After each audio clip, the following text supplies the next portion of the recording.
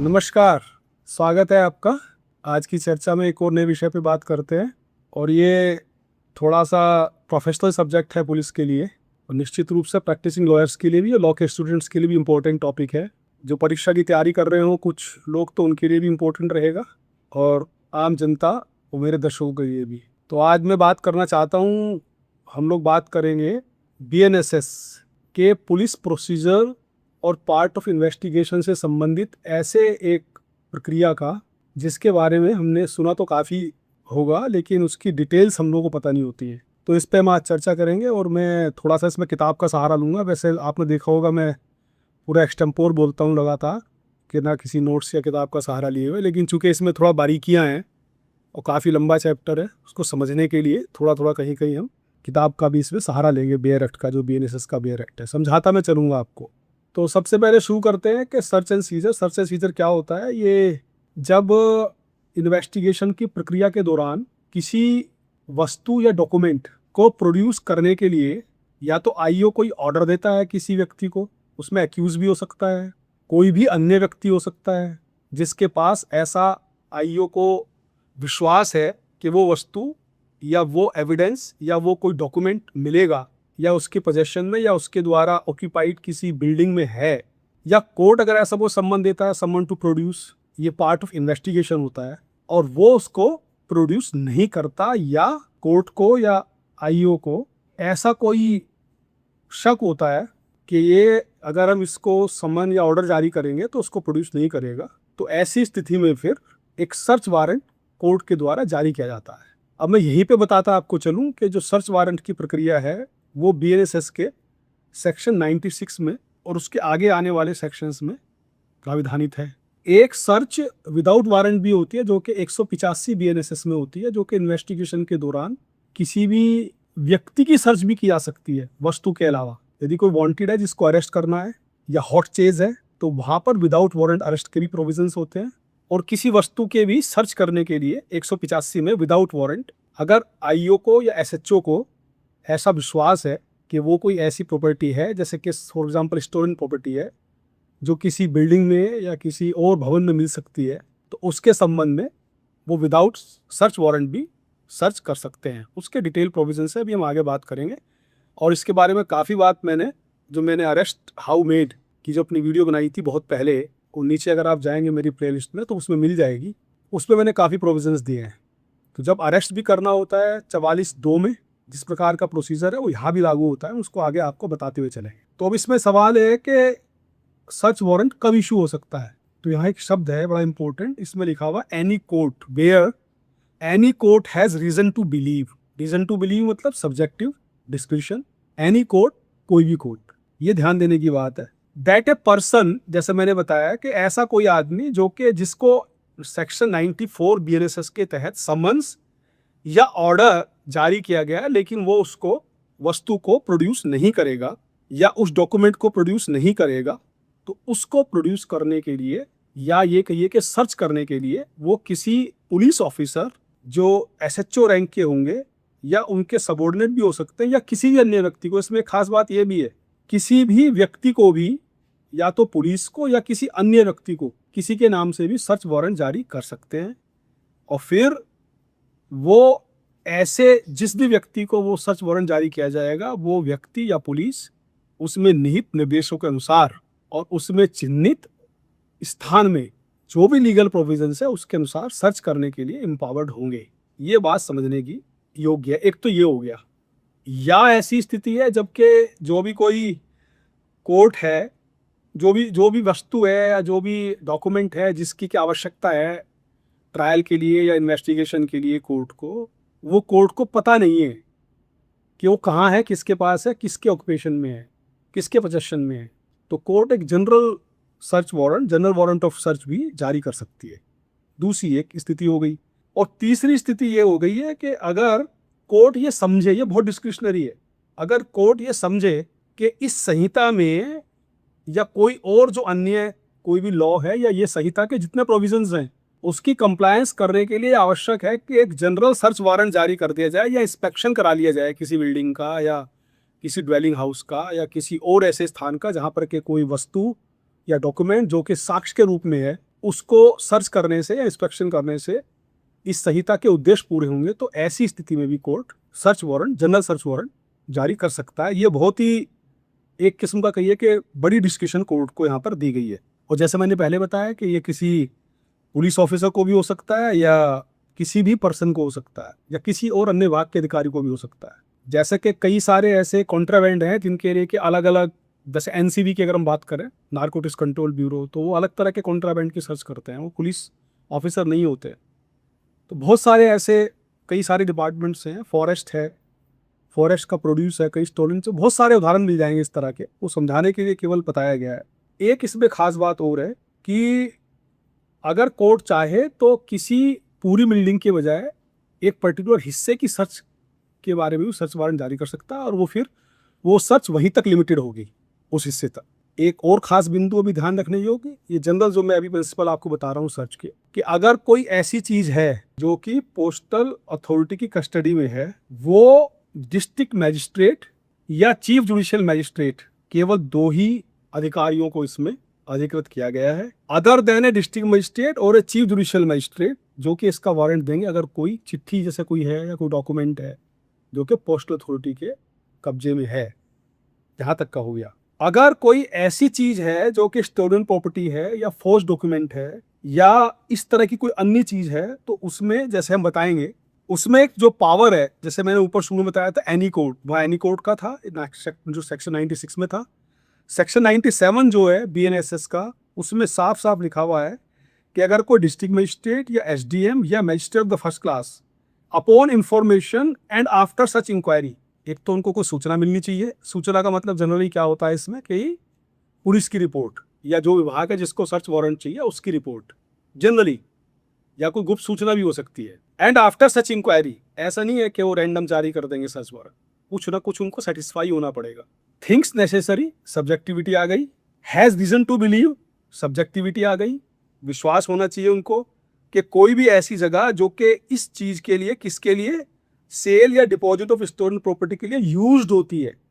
Use मतलब लगातार use हो रही है कोई भी ऐसी जगह, तो उसको सर्च करने के लिए, वो ऐसी जगह की सर्च होने के लिए वारंट जारी कर सकते हैं। और इसमें वो किसी भी एक पुलिस ऑफिसर को एक वारंट के द्वारा ऑथराइज कर सकते हैं जो कि कांस्टेबल से ऊपर रैंक का हो। क्या उसमें अथॉरिटी होगी कि आप जाइए और किसी भी सहायता से उस प्लेस में आप एंटर करिए, प्रवेश लीजिए और फिर उसको सर्च करिए और फिर जो भी प्रॉपर्टी है वहाँ उसका पोजेशन लीजिए। ये किन किन मामलों में होगा, कौन कौन सी इस तरह की प्रॉपर्टीज होंगी या कौन कौन सी इस तरह के आइटम्स होंगी या थिंग्स होंगी, वो होगा काउंटरफीट कॉइन, या तो जाली सिक्के या ऐसे मेटल्स जिनसे जाली सिक्के बनते हैं, या काउंटरफीट करेंसी नोट्स, या फिर फॉल्स डॉक्यूमेंट्स, और उसके अलावा फॉल्स सील्स या ऑब्सीन ऑब्जेक्ट्स, अश्लील सामग्री। अगर इस तरह की कोई भी चीज़ है तो कोई भी district magistrate, sub judicial magistrate, sub division magistrate, SDM और judicial magistrate of first class, ये किसी भी कांस्टेबल से ऊपर रैंक के पुलिस ऑफिसर को ऐसा सर्च वारंट जारी कर सकते हैं। इसके बाद आप आइए और देखिएगा कि सेक्शन 100 क्या कहता है बीएनएसएस का। ये असल में बहुत लंबे लंबे सेक्शन है, बहुत डिटेल है, पढ़ने को तो आप इसको किताब में पढ़ सकते हैं, लेकिन मेरा उद्देश्य है कि एक छोटी सी वीडियो बना के मैं आपको उतना मटेरियल दे दूं जिसको अगर आप 1, 2 या 3 बार सुन लें, कहीं नोट्स अपने बना लें, तो आपका पूरा का पूरा ये सर्च एंड सीजर से संबंधित चैप्टर तैयार हो जाए। तो सेक्शन 100 में क्या है, ऐसे व्यक्ति की सर्च के लिए भी सर्च वारंट जारी किया जा सकता है जिसको कि रोंगफुली कन्फाइंड किए जाने की आशंका हो। इसमें आ जाता है जैसे कि किसी को पकड़ होती है ना, एब्डक्शन किडनैपिंग की जो बातें करते हैं, तो अगर किसी की पकड़ करके रखा हुआ है या किसी को रोंगफुली कन्फाइन कर लिया है, आप लोगों ने अभी पढ़ा होगा, हाल में एक नोएडा का मामला हुआ था जहाँ पर किसी एक जो नारी संरक्षण गृह है उसमें किसी को बड़े ख़राब हालत में, जो असहाय नारियाँ होती हैं, महिलाएं होती हैं, उनको रखा हुआ था। कभी कभी सुनने को मिलता है, मीडिया में आता है कि कोई किसी बुजुर्ग माँ बाप को किसी ने, उनके परिवारजनों ने बड़ी ख़राब हालत में रखा हुआ है, कन्फाइन करके रखा हुआ है। तो ये ऐसी परिस्थितियों के लिए, सर्कमस्टेंसेस के लिए प्रोविज़न कर दिया गया कि या तो डिस्ट्रिक्ट मजिस्ट्रेट या सब एसडीएम या judicial magistrate of first class, अगर ये चाहे तो या तो पुलिस को या किसी अन्य किसी भी व्यक्ति को ऐसा एक सर्च वारंट जारी कर सकते हैं। और जैसे ही वो पर्सन अगर मिलता है तो उसको फिर मजिस्ट्रेट के सामने पेश कर दिया जाएगा, फिर मजिस्ट्रेट उसके बारे में ऑर्डर करेंगे। सेक्शन 103 अगर हम देखें, इसमें बड़ा इंपॉर्टेंट सेक्शन है, बड़ा ध्यान रखने की चीजें हैं कि जो भी ऐसा व्यक्ति है जो कि अगर कोई किसी बंद स्थान के का स्वामी है, इसका मतलब अगर सीधा सीधा लें प्रैक्टिकल बात से, तो जो आवास होते हैं, किसी का निवास स्थान है या कोई कमर्शियल स्पेस है या फैक्ट्री है, कोई भी ऐसा क्लोज स्पेस अगर किसी की ऑक्यूपेंसी में है या किसी के चार्ज में है, पोजेशन में है, अब उसकी ड्यूटी समझाई गई है कि उसका क्या क्या नियम है, उसकी क्या क्या ड्यूटी है। तो इसमें कहा गया है कि ऐसा कोई भी प्लेस जब सर्च वारंट जिसके संबंध में जारी कर दिया गया है, ये उसकी ड्यूटी होगी जिस भी व्यक्ति की, जो भी उसमें रह रहा है या उसका इंचार्ज है, कि जो ऑफिसर है, पुलिस ऑफिसर या कोई भी अन्य पर्सन है जो वारंट को एग्जीक्यूट कर रहा है, and on production of warrant, यानी कि वारंट उसको दिखाएगा। इस सब प्रक्रिया के बाद उसको ये शैल वर्ड यूज किया गया है, shall allow him free ingress there to, स्वतंत्र पहुंच, फ्री इनग्रेस, यानी कि उसको आने देगा। ये उसकी ड्यूटी होगी, लीगल ड्यूटी है इसकी, कानून से द्वारा प्रिस्क्राइब ड्यूटी है। And afford all reasonable facilities for a search there, और ना केवल उसको अंदर आने देगा बल्कि सर्च करने वाले अधिकारी को सारी सुविधाएं मुहैया कराएगा ताकि वो अपने सर्च का जो काम है वो कानून के अनुसार पूरा कर सके। अगर अब इसमें अगला प्रोविजन दिया गया है 100 क्लोज 2 में, कि अगर इस तरह से जो बताया गया है कि अपनी मर्जी से वो आने देगा, अगर वो नहीं करता है, इस तरह से कोई रेजिस्टेंस करता है, तो जो ऑफिसर है, पुलिस ऑफिसर या कोई अन्य ऑफिसर या कोई भी अन्य व्यक्ति जो एग्जीक्यूट कर रहा है वारंट को, तो वो सारे कदम उठा सकता है जो सबसेक्शन 2 सेक्शन 44 BNSS, जिसमें कि अरेस्ट जब किया जाता है विदाउट वारंट, तो उसमें पावर दी गई है पुलिस को कि उस व्यक्ति को अरेस्ट करने के लिए जिसकी वो खोज रहा है, जिसको अरेस्ट करने के लिए, उसको अगर वो किसी बंद मकान या बिल्डिंग में है तो उसको ग्रैप्स करने के लिए वो ताला तोड़ सकता है या दरवाजा तोड़ सकता है। तो ताला या दरवाजा तोड़कर सर्च करने की जो पावर है वो भी 103 सब सेक्शन 2 में कानून ने दे दी है। इसके बाद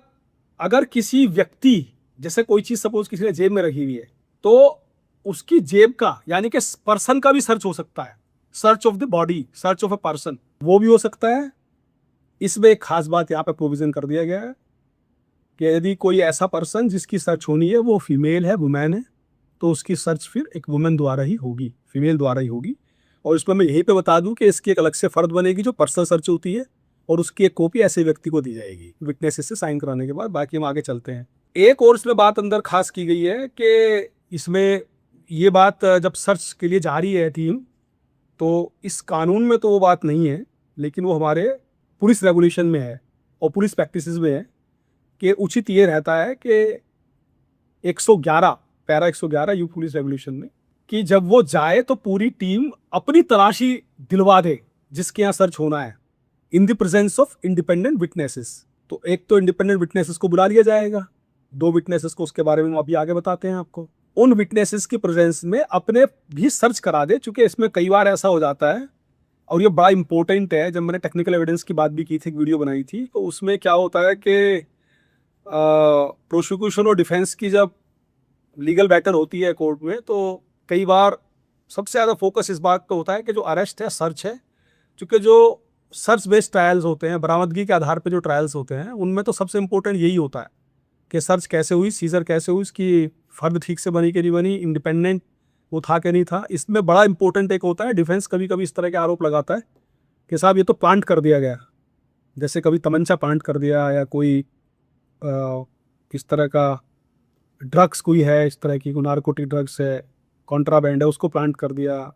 इस तरह के बहुत कॉमन से आरोप लगते हैं। कोई चोरी का सामान लाया, उसको प्लांट कर दिया, कहीं और से बरामद किया, कहीं और प्लांट कर दिया, उसके बाद फर्द बना दी। इस तरह की बातें होती रहती है। तो ये उसको उससे बचत देता है, ये वाला जो मैंने बताया है, कि इसमें उचित होता है कि उसकी वीडियोग्राफी करा लें और अपने इस पूरे पर्सन का, अपने जो सामान है, सर्च टीम जो लाई है उसका पूरा पूरा सर्च करा के इसकी भी एक मीमो बना लेनी चाहिए। उसके बाद जो 2 विटनेसेस की मैंने बात बताई, इसको 103(4) में बड़ा क्लियर किया गया है कि जो इंडिपेंडेंट और respectable inhabitants of the locality वहाँ के हैं, उनको बुलाया जाएगा सर्च करने से पहले। और अगर किसी वजह से इस तरह के इनहेबिटेंट्स या निवासी वहाँ पर नहीं हैं या नहीं मिल पा रहे हैं, या मतलब वो नहीं चाहते कि वो कोई सच का विटनेस बनना चाहते हैं, को किसी वजह से हो सकता है, हालांकि इसका भी कानून है अंदर, तो उनको अगर कोई, इसका मतलब ये है कि अगर कोई उसमें अपनी असमर्थता व्यक्त करता है कि हम इसको सर्च को विटनेस नहीं करना चाह रहे हैं, तो वो उसके उस लोकेलिटी के अलावा भी आसपास की जो लोकेलिटी है वहाँ से कोशिश कर सकते हैं, और जिसको उचित समझे, जो भी इसका जो पर्सन है, जो एग्जीक्यूट करा रहे हैं, जो ऑफिसर हैं जो सर्च वारंट को एग्जीक्यूट करा रहे हैं, वो उनको एक ऑर्डर इन राइटिंग इशू कर सकते हैं, या तो सबको या किसी एक को। और वो ऑर्डर जो होगा वो मे वर्ड है, डिस्क्रिशनरी है, राइटिंग में इशू करना, और फिर बाइंडिंग होता है। फिर जो होगा वो सर्च उनकी प्रेजेंस में कराई जाएगी,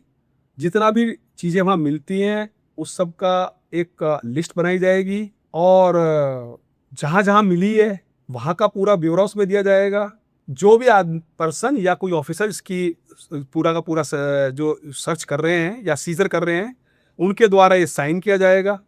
एंड उन विटनेसेस के द्वारा भी साइन किया जाएगा जो वहाँ पर बुलाए गए हैं, जिनको ऑर्डर देके बुलाया गया था। अगर वो आप मान जाते तो ठीक है, नहीं तो फिर राइटिंग में भी ऑर्डर दिया जा सकता है। लेकिन इसमें खास बात ये कर दी गई है एक प्रोटेक्शन देने के लिए, चूंकि इस तरह का एक इम्प्रेशन रहता है कानूनी कार्रवाई के बारे में कि साहब कानूनी पचड़े में लोग पढ़ना नहीं चाहते कि बाद में फिर गवाही देना, बहुत लंबे प्रक्रियाएं चलती हैं, ट्रायल लंबा खिंचता है, कई डेट्स लगती हैं, कई बार बुलाया जाता है। तो उस सब से बचने के लिए इसमें ये कर दिया गया है कि इसमें no person witnessing a search under this section shall word be required to attend the court as a witness of this search unless specifically summon by it. जब तक के कोर्ट अत्यंत विपरीत परिस्थितियों में ये ना समझे कि इसको बुलाना आवश्यक है। यानी कि आप प्रैक्टिकल अगर इसका एस्पेक्ट देखें तो यदि डिफेंस के द्वारा उस विटनेस को ही इम्पीच कर दिया जाए, जैसे मैं एक एग्जांपल दे रहा हूँ, सपोज कोई ऐसा विटनेस है जिसको कि प्रोफेशनल विटनेस अगर वो प्रूव कर दें कि साहब ये तो जितनी भी सर्चें होती हैं इसके आसपास यही वाले विटनेसेस आते हैं,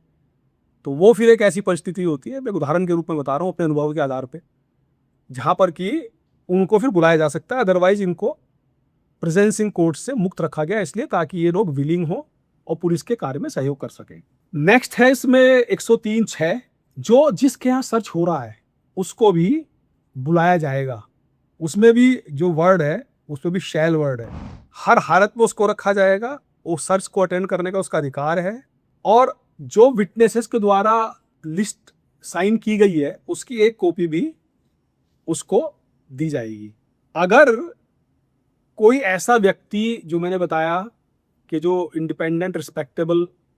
दो विटनेसेस हैं लोकेलिटी वाले, अगर वो मना करते हैं जानबूझ के या without reasonable cause. Without reasonable cause का मतलब मान लीजिए कोई वृद्ध व्यक्ति है, बीमार है, उसको पुलिस कहती है कि आइए चलिए सर्च की वो करिए, गवाही करिए आप चलिए, तो वो तो नहीं आ सकता। तो विदाउट एनी रीजनेबल कॉज, यानी कि जिसके पास, या कोई किसी को कोई ऐसे कहीं पे किसी काम से जाना है या उसकी फ्लाइट छूटने, बहुत सारे कारण हो सकते हैं, कोर्ट देखती है, सब्जेक्टिव चीज़ है। अगर वो रिफ्यूज कर दे या नेग्लेक्ट कर दे ऐसे किसी सर्च को, तो उसको अपराध माना गया है सेक्शन 222 BNS 2023 के अंतर्गत। 222 का वो मुलजिम हो जाएगा। तो इसलिए ये कुछ ऐसी चीज़ें हैं जो कि पावर्स दी जाती है पुलिस को। अब इसमें आता है सबसे इम्पोर्टेंट, जो मैंने अपना audio video recording of scene of crime और टेक्निकल एविडेंस की जो वीडियोस बनाई थी, और क्या क्या टेक्निकल चीज़ें डाली गई हैं नए कानूनों में, उस पर बताया था। सेक्शन 105 जो कि बहुत महत्वपूर्ण है, इसमें बड़ा क्लियर प्रोविजन है कि जितना भी प्रोसेस होगा वो conducting of search of a place या टेकिंग पोजेशन, यानी कि scissor of any property, article और थिंग अंडर सेक्शन 185 या तो 100 इस वादे के अंतर्गत, जितना भी ये 96 से मैंने बताना शुरू किया है, या 185 यानी कि जो विदाउट सर्च था, विदाउट सर्च वारंट, दोनों में ही इसकी ऑडियो वीडियोग्राफी की जाएगी और इसको विटनेसेस से साइन किया जाएगा। उनके विटनेसेस के साइन करते हुए वीडियो, जो लिस्ट बन रही है उसकी वीडियो, सर्च का वीडियो, सीजर का वीडियो, ये सारा का सारा ऑडियो वीडियो रिकॉर्डिंग्स की होगी, और ये preferably by mobile phone. This is very important. यानी कि अगर कैमरे इतने सारे, हो सकता है कि एक बड़ा थाना है उसमें बहुत सारी टीम्स हैं और एक साथ कई टीम को जाना होता है सर्च या सीजर के लिए, और इतनी सारी कैमरा वीडियो कैमरा थोड़ा जटिल इक्विपमेंट है, सब लोग उसको चला भी नहीं पाते हैं। तो उससे बचत के लिए कानून ने यह व्यवस्था कर दी है कि आप मोबाइल फ़ोन प्रेफरेबली कर दिया है, बल्कि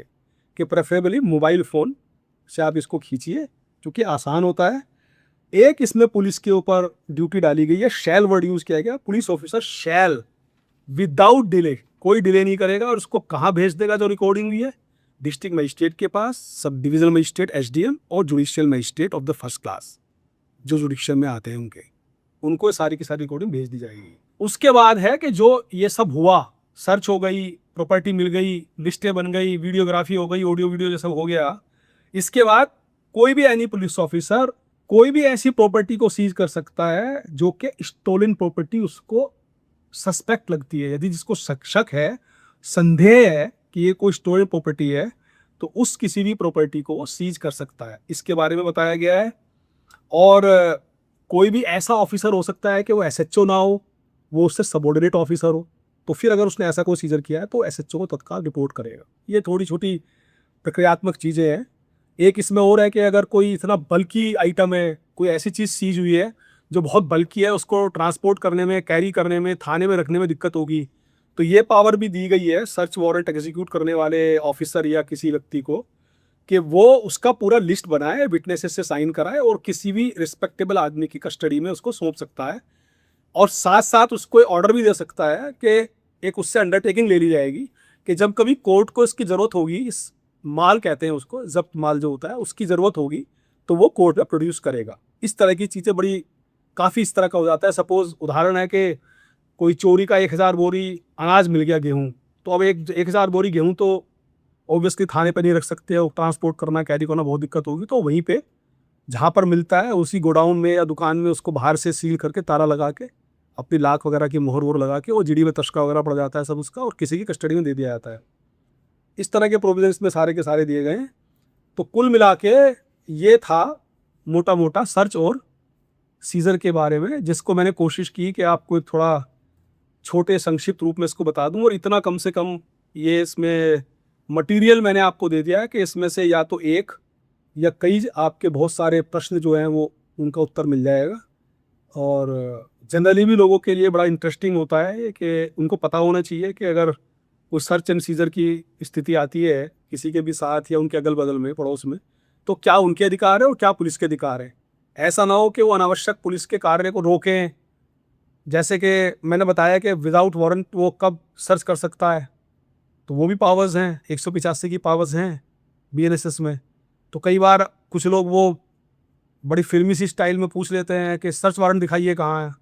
तो पहले जान लें कि कानून कहाँ है, कहाँ आप सर्च वारंट, तो वैसे ही कहा गया है कि जब सर्च वारंट लेके जाएंगे तो उसको दिखाएंगे और सेटिस्फाई करेंगे उसको, ऑक्यूपेंट को। तो कानून का मेरा पर्पस लगातार यही है कि जितना जानकारी होगी उतना हम एक दूसरे के सहयोग रहेगा और पुलिस के कार्य में भी सुविधा होगी और जनता को भी अनावश्यक कई कानूनी जटिलताओं से बचने का इसमें मौका मिलेगा। मुझे उम्मीद है कि आपको मेरा ये वीडियो पसंद आया होगा। पसंद आए तो आप इसको लाइक करें, शेयर करें और सब्सक्राइब अवश्य करिए। बहुत बहुत धन्यवाद। जय हिंद।